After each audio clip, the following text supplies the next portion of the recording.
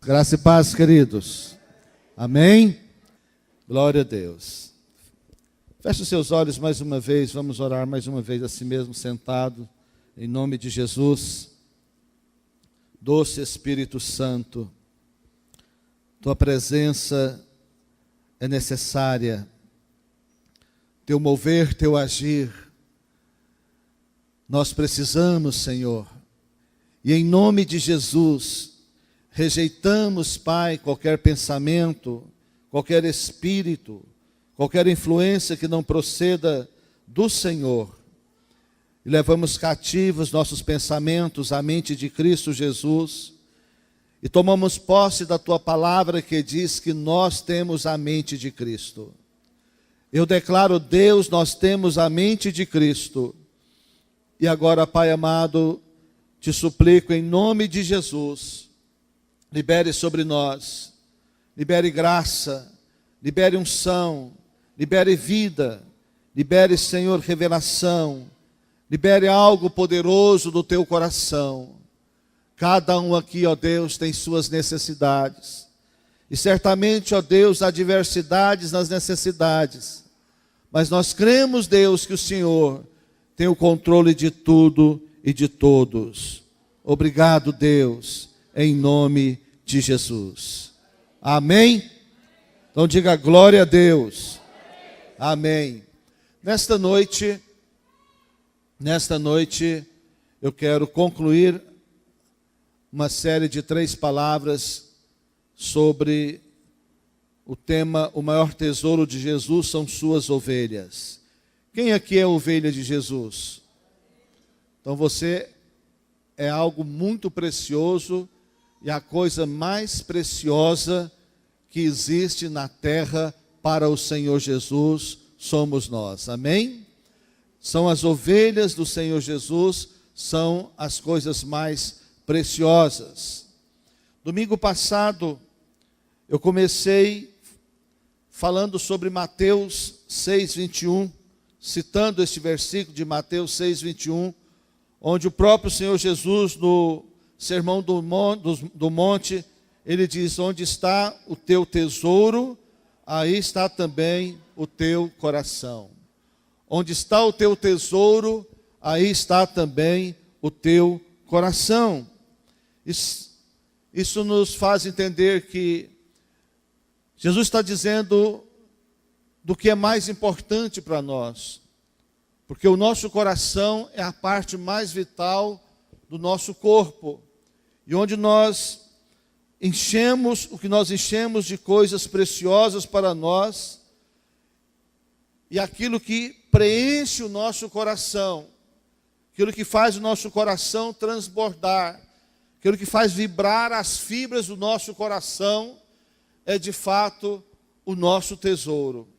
O nosso tesouro. E nós podemos, como igreja, nos equivocar. Nós podemos nos apaixonar por ministérios, podemos nos apaixonar por fazeres na igreja, por fazeres na obra de Deus. Nós podemos nos apaixonar por atividades, nós podemos nos apaixonar por muitas coisas e de repente criar um tesouro no nosso coração que não seja exatamente aquilo que é mais importante para o Senhor. Então nós temos que ter muito cuidado, e nós precisamos saber o que há no coração de Deus. Nós precisamos saber o que há no coração do Senhor Jesus. O que é que o Senhor Jesus mais preocupa? O que realmente Deus mais se preocupa? São com os nossos afazeres, são com os nossos ministérios, são com as nossas atividades, ou será que o Senhor Jesus se preocupa mais com as vidas, mais com as almas, mais com as pessoas? Eu creio que os irmãos estão de acordo comigo de que Jesus se preocupa muito mais com as suas ovelhas do que com qualquer outra coisa. Amém, irmãos?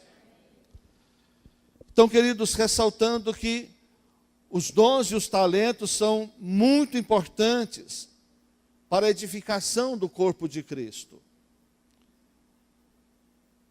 É importante dizermos que o dinheiro é muito importante no reino de Deus. Nós precisamos de ferramentas precisamos de dons, precisamos de talentos, precisamos de dinheiro, precisamos de prédio, precisamos de cadeira, precisamos de ar-condicionado, precisamos de água. Que horrível o culto quando não tem água, não é? Não o culto, a noite do culto.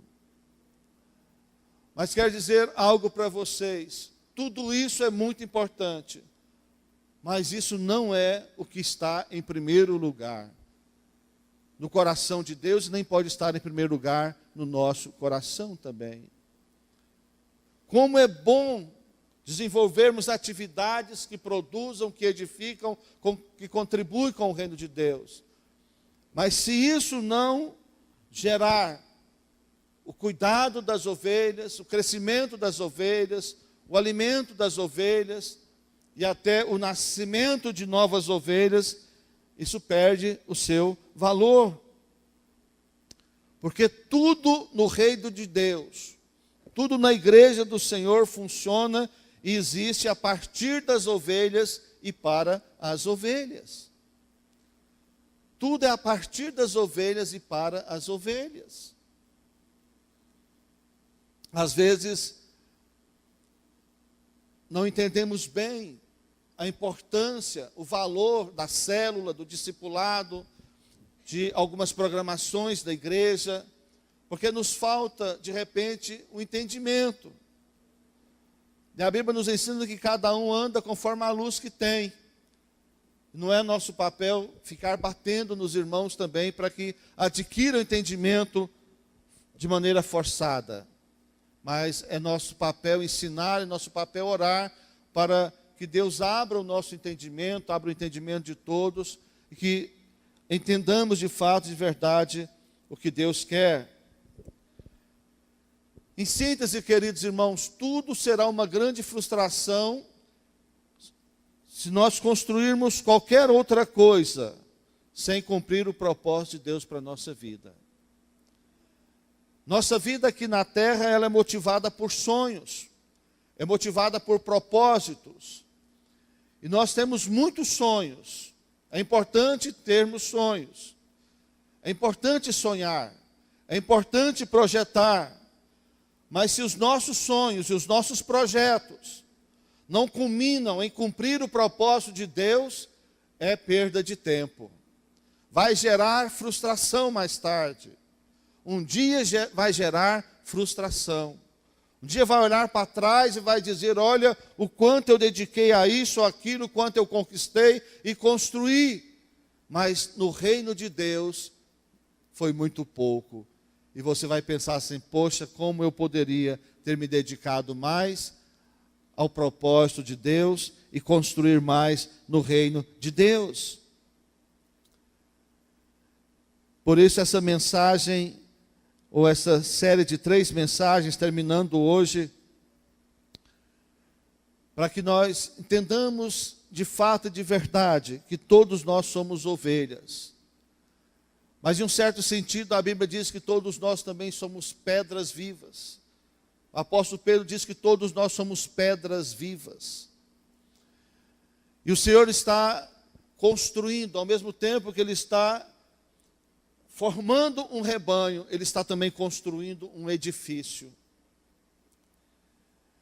E às vezes é bom tirarmos um pouco o foco agora da ovelha, porque quando nós pensamos em ovelha, nós só pensamos em desfrutar de repente como ovelha. Esquecemos que ovelha também tem responsabilidade, né? Que ovelha, ela gera ovelha, que ovelha amamenta ovelha, que ovelha cuida de ovelha. E que ovelha precisa de pastor. E a figura do pastor que eu estou destacando nessa mensagem não é o pastor oficial, não é o pastor ordenado, não é o pastor líder da igreja, mas cada ovelha também tem o seu papel e sua função pastoral no corpo de Cristo. É importante entendermos, mas tirando o foco das ovelhas para o edifício, para a pedra viva, o apóstolo Pedro fala que cada um de nós somos então uma pedra viva na edificação desse edifício chamado igreja. E esse edifício chamado igreja está sendo construído para a glória do Senhor, para a habitação do Senhor. E a Bíblia diz que Deus não habita em prédios construídos por mãos humanas, não prédios construídos com pedras naturais, mas com pedras vivas que são pessoas. Esse é o edifício que o Senhor constrói e quer construir. E domingo passado eu terminei a mensagem com Colossenses 2,19, que diz o seguinte: e não retendo a cabeça, que é Jesus, da qual todo o corpo, suprido e bem vinculado por suas juntas e ligamentos, está falando de relacionamentos, cresce o crescimento que procede de Deus.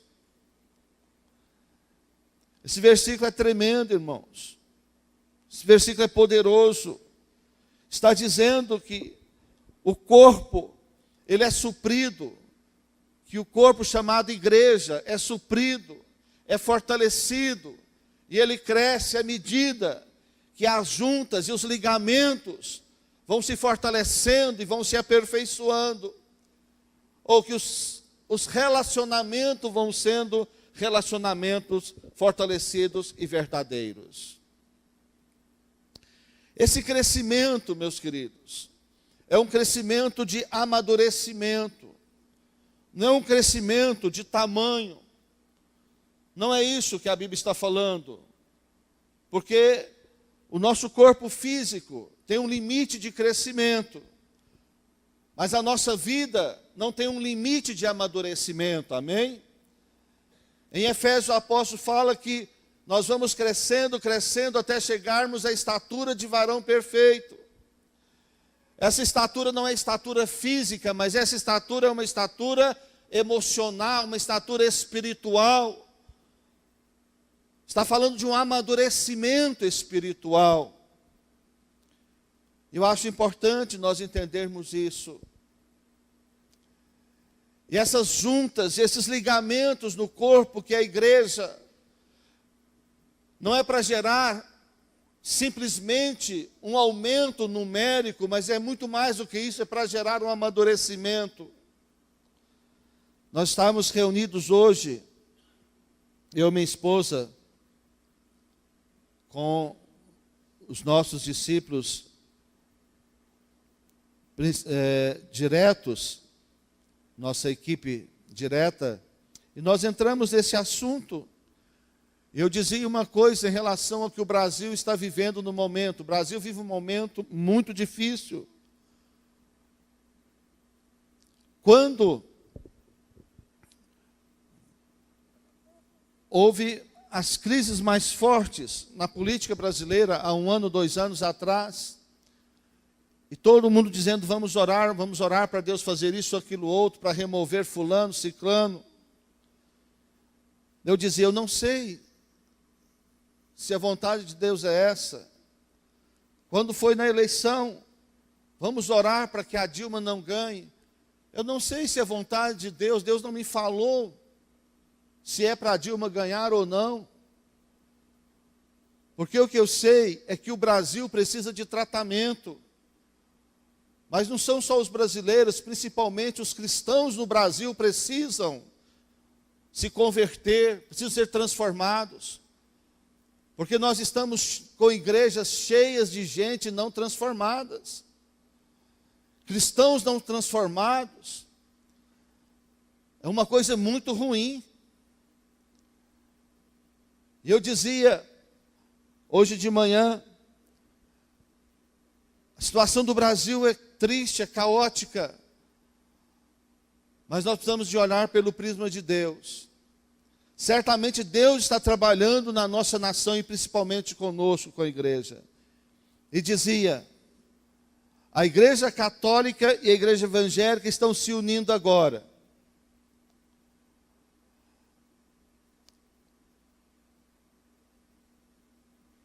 Eu não creio que a igreja evangélica e a igreja católica serão uma do jeito que estão. Nós temos divergência doutrinária impossível de conciliar. Impossível. Mas estão se unindo agora para buscar a Deus, para defender alguns princípios. Vocês acompanham as redes sociais, sabem o que está acontecendo. Não quero entrar nesses detalhes do que está acontecendo, da podridão que está acontecendo nessa nação. Mas eu quero voltar para nós, como cristãos, católicos e evangélicos, que são milhões de brasileiros. 90% dos brasileiros se declaram cristãos, católico, evangélico ou espírita. E mais alguns segmentos ainda, chamados cristãos também.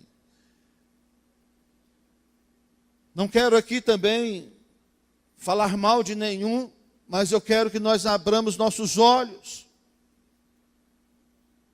Precisamos abrir os nossos olhos. Porque o que pode estar acontecendo, eu dizia, é Deus peneirando ou filtrando na igreja católica e na igreja evangélica também. Porque do mesmo jeito que eu acredito que na igreja católica tem gente que vai para o inferno e tem gente que vai para o céu, eu creio que as igrejas evangélicas estão cheias de gente que vai para o céu e de gente que vai para o inferno também. Porque tanto lá como aqui, tem gente que não foi transformada pelo Evangelho, não foi transformada pelo Espírito de Deus. Gente que não teve revelação da cruz, que não teve entendimento, que não nasceu de novo. Gente simplesmente religiosa. E a salvação não depende da nossa religião. Salvação depende de crermos de fato, de verdade, recebermos o Senhor Jesus como Senhor e Salvador e sermos transformados. Sermos transformados. Pastor, mas em Tiago não diz que a verdadeira religião é visitar os órfãos, as viúvas e coisas semelhantes? Sim, é verdadeira religião, mas lá não está dizendo que a religião salva alguém. Quer ser um bom religioso? Cuida das viúvas, cuida dos órfãos. O que mais que diz lá? E tem um outro, e guardar-se incontaminado do mundo. Tem muita gente que faz isso.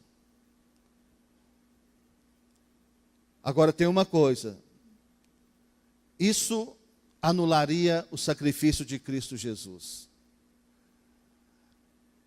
Jesus não nos chamou para ser apenas religiosos. Quer ser um bom religioso? Faça essas coisas e você será um bom religioso. Mas quer ser salvo? Arrependa-se dos seus pecados. Converta-se ao Senhor Jesus.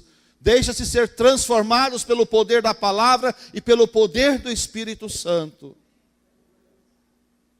Aí sim, vai gerar salvação. Estão comigo? Estão me entendendo? Amém? Então, queridos, a igreja deve ser fortalecida, deve crescer, amadurecer no funcionamento das juntas e dos ligamentos. Isso é relacionamento. Relacionamento, claro, com Deus e relacionamento uns com os outros. Relacionamento entre nós. Relacionamentos familiares. Isso traz fortalecimento e traz crescimento verdadeiro para a igreja, traz amadurecimento. Por isso a importância de nós estabelecermos prioridades. Em Mateus 18, do 12 ao 14, se você conseguir abrir a Bíblia, abra aí. Mateus 18, do 12 ao 14. Que vos parece? Se um homem tiver 100 ovelhas e uma delas se extraviar, não deixará ele nos montes as 99, indo procurar a que se extraviou? E se porventura a encontra, em verdade vos digo, que maior prazer sentirá por causa dessa do que pelas 99 que não se extraviaram. Assim, pois, não é da vontade de vosso Pai Celeste que pereça um só destes pequeninos. Nós sabemos que a vontade de Deus é que todos sejam salvos, mas infelizmente nem todos serão. Mas o Senhor Jesus nos ensina uma coisa, que todos nós temos a responsabilidade de cuidar das ovelhas. Que um líder de um grupo não consegue cuidar sozinho. Que nós precisamos nos importar uns com os outros. Isso aqui é uma expressão figurativa. 100 ovelhas. Significa, é algo simbólico. Significa que nós precisamos trabalhar com o propósito de garantir 100%. Pastor, mas é impossível. O que é impossível para os homens não é impossível para Deus. Se vamos conseguir, não sei, mas nós precisamos ter metas e ter alvo. Jesus nos disse isso, o que nos ensina esse texto é isso. O texto nos ensina isso. 100% do que Deus nos deu. Na sua célula tem 10 pessoas. Essas 10 pessoas Jesus está falando, tem que cuidar dessas 10. A célula tem que trabalhar em unidade, juntas e ligamentos, para que nenhum pereça. É isso que faz a diferença no reino de Deus. Não é responsabilidade só do líder, que é o pastor da célula, mas é responsabilidade também dos membros. Porque a célula que só o líder trabalha, essa célula está fadada à morte, como o líder está fadado ao fracasso também, porque uma hora ele não vai aguentar. Cansa, chega uma hora que não consegue mais. Então a responsabilidade, sabe, é de todos nós. Então Jesus diz, olha, a 99 ele deixa no monte, e vai procurar agora, e vai atrás da ovelha desgarrada, necessitada, enferma, doente, problemática. O que significa isso, queridos? Que 99 vai ficar no monte, porque o monte ali é um lugar seguro. Vai deixar as 99 em segurança. Agora deixa eu dizer uma coisa, se um pastor, ele tem 100, ele está sozinho, ele deixa as 99 e vai atrás de uma, ele não está correndo o risco das 99 se perderem também? É claro que no contexto que Jesus está dizendo, é que as 99 vão estar seguras no monte, que significa um pouco mais próximo de Deus, em um lugar mais seguro, porque se a fera vem, alguém vai estar cuidando dessas 99 e vai perceber que o inimigo está chegando. Porque não é lógico o pastor deixar 99 aqui e correr atrás de uma ali. Porque senão as 99 vão correr risco. Quando ele voltar pode não ter nenhuma mais. Alguém pode roubar, os bichos podem matar, elas podem fugir. Porque a ovelha é um bichinho simplesinho. Pode ser mal influenciado, sim ou não? Então não está dizendo que no contexto da célula, por exemplo, que o líder agora deixa aqueles para lá e vai atrás de um só. Mas ele deixa aqueles porque tem alguém ali na célula que está comprometido, alguém ali que tem responsabilidade, alguém que tem encargo por aquelas ovelhas também. E entende que não é só o líder que tem responsabilidade. E às vezes nem é o líder que vai atrás, é outra pessoa da célula que vai atrás. E o líder continua ali cuidando das 99. Entende isso, meus irmãos? Então, deixa ali seguras no monte, porque também já levou essas ovelhas a um crescimento, elas estão a um nível de crescimento em Deus, elas cresceram em Deus, elas estão mais fortes, mas sempre há uma que está mais fraquinha. Mas ali ficou alguém responsável. Porque qualquer ovelha sozinha se torna uma presa muito grande do seu inimigo. Qualquer ovelha sozinha, queridos. Pode ser eu e pode ser você. Por isso a Bíblia fala de estarmos ligados por juntas e por ligaduras. Ovelha isolada é um perigo. é um prato cheio para aquele que quer destruí-la. Estando juntas umas das outras também. Deixou as 99 juntas. Significa o quê? Que elas têm um nível de relacionamento bom, que elas estão próximas agora, que elas mesmas se protegem mutuamente. Mas há uma que agora está desgarrada, precisa de alguém ir lá e ajudá-la. Na sua célula tem alguém um pouquinho mais distante? É a pessoa que está precisando de investimento no momento. E assim acontece sempre. Um dia é uma pessoa, outra época do ano é outra pessoa. Por isso, um ao outro se ajuda. Não é? Por isso, um ao outro se ajuda e ambos se fortalecem.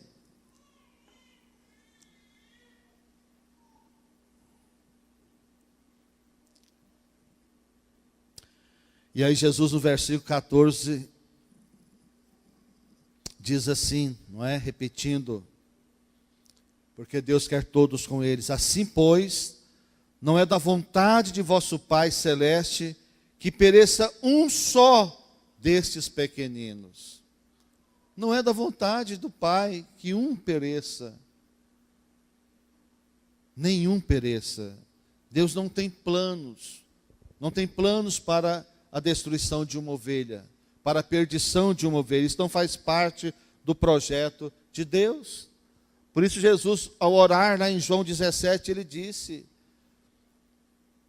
eu guardei todos que o Senhor me deu, para que nenhum se perdesse, exceto o filho da perdição. E orou: Pai, guarde-os em teu nome, também para que nenhum se perca. E assim nós entendemos o quanto Jesus nos ama, o quanto nós somos importantes para o Senhor Jesus. Mas nós precisamos quebrar paradigmas religiosos que temos dificuldades, passa anos, e de repente a gente volta a alguns paradigmas que não são do coração de Deus. Mateus 26, 31, 32, quero ler esse versículo com os irmãos também. Mateus 26, para quem está anotando, versículo 31, 32. Então Jesus lhes disse: esta noite todos vós vos escandalizareis comigo, porque está escrito: ferirei o pastor e as ovelhas do rebanho ficarão dispersas. Preste atenção nisso.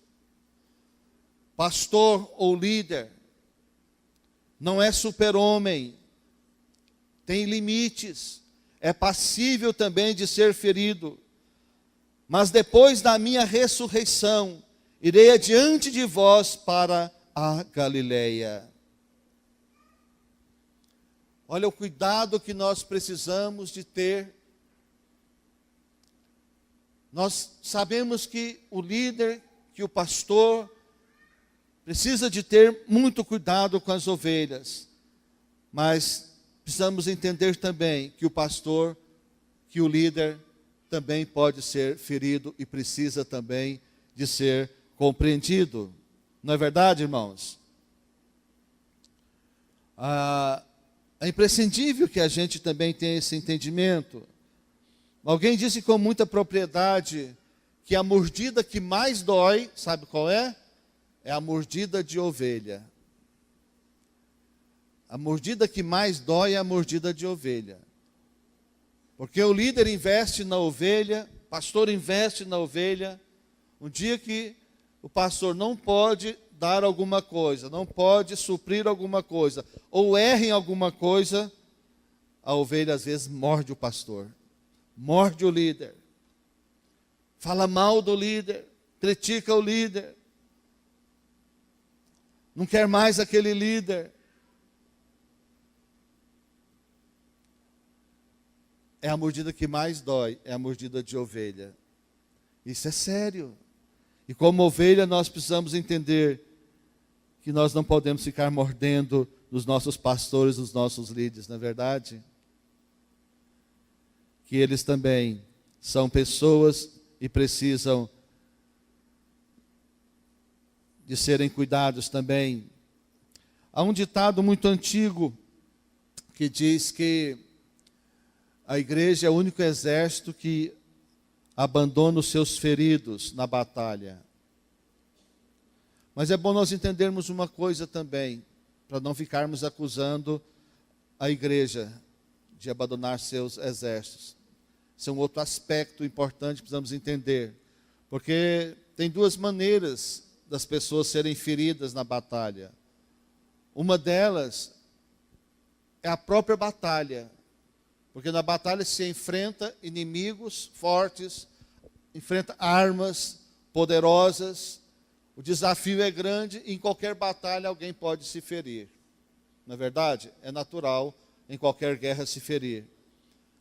Mas por outro lado também é claro que tem aqueles soldados, tem aqueles combatentes que se ferem porque quebraram princípios do exército, que quebraram normas do exército.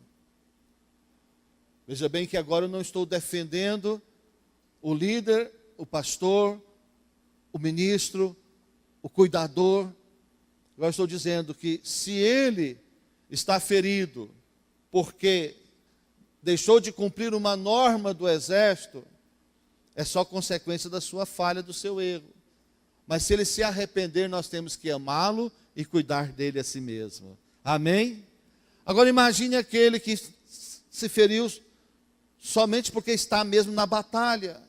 Está enfrentando inimigos fortes para proteger o seu povo, para proteger aqueles aos quais Deus o deu para cuidar, para guardar.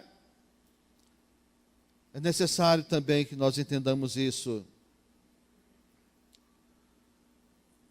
Agora, há uma coisa séria, que quando um líder está ferido, quando um líder de ministério, quando um pastor de um grupo, um pastor de uma igreja está ferido, o que ocorre com essa pessoa?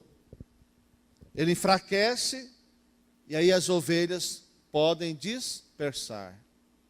Se não houver de fato, de verdade, ovelhas que cuidam de ovelhas, porque nenhum líder é totalmente suficiente ou totalmente poderoso para aguentar sozinho todas as situações negativas. Então é necessário unirmos, queridos, é necessário que tenhamos esta visão de servir uns aos outros, de ajudar uns aos outros, de amar uns aos outros e de fazermos a vontade de Deus juntos. Há pouco tempo eu li uma reportagem, pasme, irmãos, se você não ouviu sobre isso.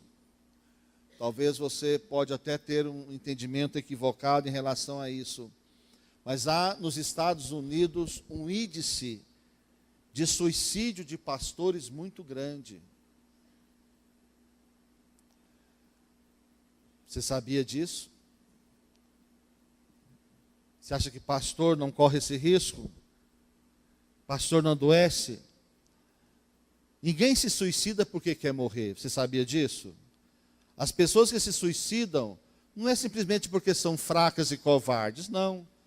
Elas querem ficar livres da dor que estão sentindo. Por que eu estou dizendo isso?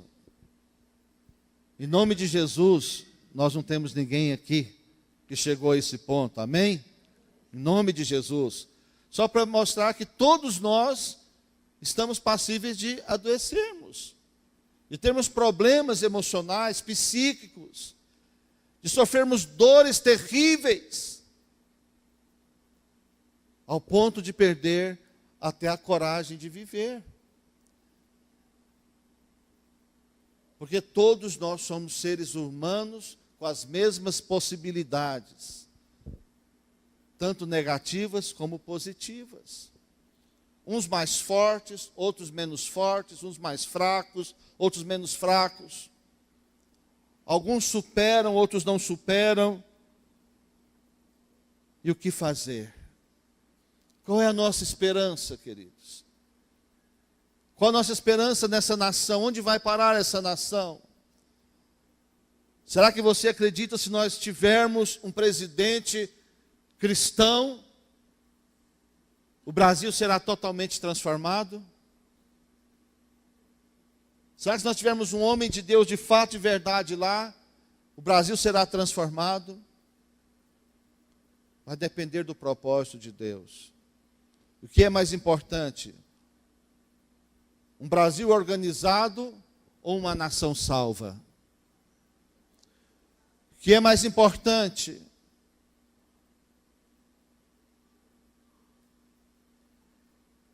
Uma nação condenada ao inferno? O que você prefere? Uma nação condenada ao inferno ou um país com as dificuldades que tem passado? A gente não quer nenhum, não é? Mas Deus tem suas maneiras. O povo de Israel ficou 40 anos no Egito para ser transformado e ainda deu trabalho no deserto. O brasileiro também precisa ser transformado. Não estou defendendo e jamais defenderia as nossas autoridades políticas, mas eu quero dizer que maior é o Senhor. E a Bíblia diz, e eu creio, que Ele estabelece governos e Ele remove governo. Ele estabelece governo e Ele remove governo. Mas eu creio que Deus tem para essa nação um projeto tremendo de grande salvação para essa nação. As profecias bíblicas têm se cumprido a cada dia mais. Vivemos caos em várias áreas da nossa vida e da nossa sociedade. Mas tudo isso está sendo o cumprimento da palavra de Deus. Então eu repito o que eu já disse aqui várias vezes. Não espere melhorar muito em muitos aspectos, principalmente aspecto moral. Não espere melhorar o aspecto moral, porque a Bíblia diz que uma parte do povo vai entrar numa situação moral tão degradante, que até falar o que eles fazem é vergonhoso. A Bíblia diz isso. Mas a Bíblia diz também que haverá um povo que vai se santificar, que vai prevalecer, que vai se cuidar. E na hora que Jesus voltar, esse povo estará pronto. Aí eu faço uma pergunta. Jesus é dos católicos ou é dos evangélicos? Hã? De nenhum. De nenhum dos dois. Jesus é daqueles que reconhecem ser pecadores e carentes da glória de Deus. Daqueles que se converterem de fato e de verdade. Amém, meus irmãos? Glória a Deus por isso. E Jesus disse aos seus discípulos algo muito tremendo. Ele disse: depois da minha ressurreição, eu irei adiante de vós para a Galileia. Jesus estava dando a eles um sinal muito forte. Depois da minha ressurreição, estarei com vocês, indo adiante de vocês para a Galileia. Eles não entenderam isso a princípio. Enquanto Jesus não apareceu para eles algumas vezes depois de ressurreto, eles não entenderam, eles não creram e não entenderam o que Jesus havia falado. E muitas vezes nós também não entendemos esse princípio. O que garante de fato, queridos, a nossa grande vitória no Senhor é o fato de Jesus não só ter morrido, mas ter ressuscitado também. E a ressurreição de Jesus é que nos dá de fato e de verdade o entendimento da grande vitória que nós temos e teremos nesse mundo, que teremos diante do pecado e diante do maligno. Por isso Jesus prova Pedro em João 21, do 15 ao 17, Por 3 vezes ele pergunta a Pedro: Pedro, você me ama? Pedro, você me ama? Pedro, você me ama? Ao ponto de Pedro ficar chateado, triste. E se Jesus perguntar para você: fulano, qual é o seu nome? Fulano, você me ama? Qual vai ser a sua resposta? A resposta de Pedro por 3 vezes foi: sim, Senhor, tu sabes que eu te amo. Jesus disse para ele então: apacenta as minhas ovelhas. Por 3 vezes Jesus disse a mesma coisa: cuide das minhas ovelhas, pastoreie as minhas ovelhas.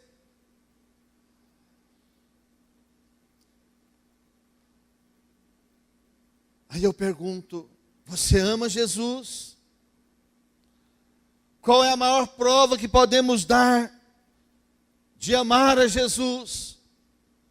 Jesus pede a Pedro a maior prova que podemos dar de amor a Jesus é cuidar das ovelhas pelas quais ele morreu.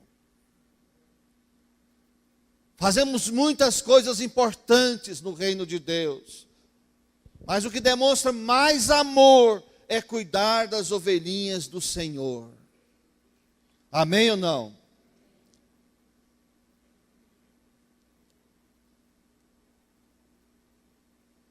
Para isso, Deus permite estarmos aqui na terra. Você não está aqui para outra coisa. Porque o plano de Deus não é você ficar aqui. O plano de Deus é a eternidade. O plano de Deus é os céus. A Bíblia diz que nós somos peregrinos. Estamos aqui de passagem. Tudo que nós edificarmos aqui vai ser bom para nós, para a nossa família. Vamos desfrutar, é bom. As vitórias que conseguimos aqui são boas.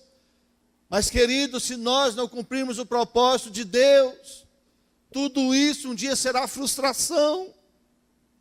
Um dia será frustração. Ainda aqui na terra. E muito mais lá no céu. Então Jesus faz essa pergunta, esse teste de perseverança a Pedro.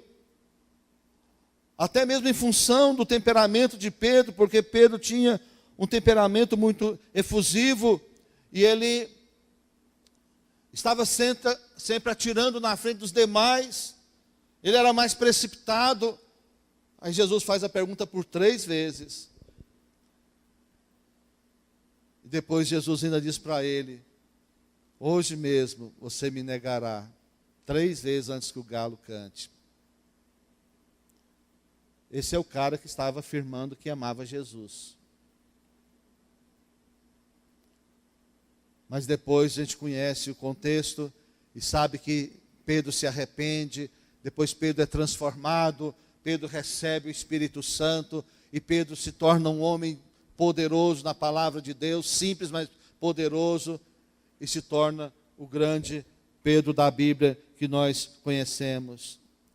Então todos nós, queridos, temos sim as nossas deficiências, debilidades, mas todos nós temos também as nossas oportunidades. Amém, queridos? Todos temos as nossas oportunidades. Então uma coisa eu quero concluir, porque sempre há uma dúvida ou sempre há uma confusão sobre apacentar e discipular. Eu quero dizer em poucas palavras que todas as pessoas devem ser apacentadas ou pastoreadas. Mas é claro que nem todas serão discipuladas. Por quê? Porque apacentamento e pastoreamento é um nível de relacionamento. Discipulado é outro nível de relacionamento. Apacentamento e pastoreamento é para a pessoa ser cuidada simplesmente, abençoada. Mas o discipulado é para a pessoa ser edificada, para ser construída um ministério nela e através dela. Então o nível de resposta é diferente. Logo o nível de cobrança também é diferente. Pouco se cobra da ovelha, mas do discípulo se cobra. Pouca resposta a ovelha se dá, mas quem já está no nível de discípulo, dá muito mais resposta e é mais cobrado também. Todos merecem e devem ser cuidados, apacentados e pastoreados. Agora, todos são chamados para ser discípulos, mas nem todos são, porque não tomam a decisão de ser. Não tem nada a ver com salvação, tem a ver com trabalho, tem a ver com galardão, tem a ver com conquista do reino de Deus, tem a ver com crescimento espiritual e ministerial. E desta forma, meus queridos,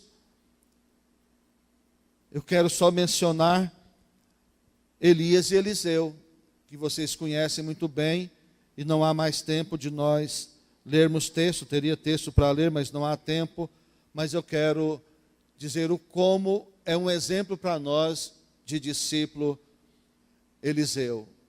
Eliseu não estava sozinho com Elias, tinha outros discípulos com eles caminhando. Mas na hora de atravessar o rio, só Eliseu atravessou. Elias disse para ficarem ali, mas só um insistiu, só Eliseu. Quando Elias bateu com a sua capa no rio, o rio se abriu, somente Eliseu atravessou com ele. E é impressionante que depois Eliseu pegou, depois que Elias foi tomado por Deus, Eliseu partiu a capa em dois, e depois ele abriu o rio 2 vezes. Isso significa que ele recebeu a unção dobrada que ele havia pedido. Mas para ele receber a unção dobrada, ele pagou um preço que os demais não pagaram. Ovelha é um nível, e até discipulado tem níveis diferentes. O nível cresce à medida da resposta. Amém? Assim era com Jesus e seus discípulos, assim foi com Elias e assim com muitos na palavra de Deus. Ser pastoreado não há nenhum preço para a ovelha, mas para o discípulo ser discípulo há um preço, demanda uma decisão. E termino lembrando os irmãos sobre o jovem rico. Jesus disse o que para ele? Vende tudo o que tens, dá aos pobres e siga-me. Talvez se ele fosse mesmo vender, Jesus talvez falaria para ele, não faça isso não é para vender não, eu só queria testar o seu coração, como fez com Abraão, não mate o menino. Porque Deus não estava querendo matar o menino, Deus estava querendo o coração de Abraão completo. Da mesma forma, Jesus não queria que o rapaz perdesse os seus bens, mas possivelmente queria que o menino entregasse a ele completamente o seu coração. E quando ele chamou aqueles para ser discípulos, ele disse o quê? Tome a sua cruz, nega-se a si mesmo e vem. Tome a sua cruz, negue-se a si mesmo e vem.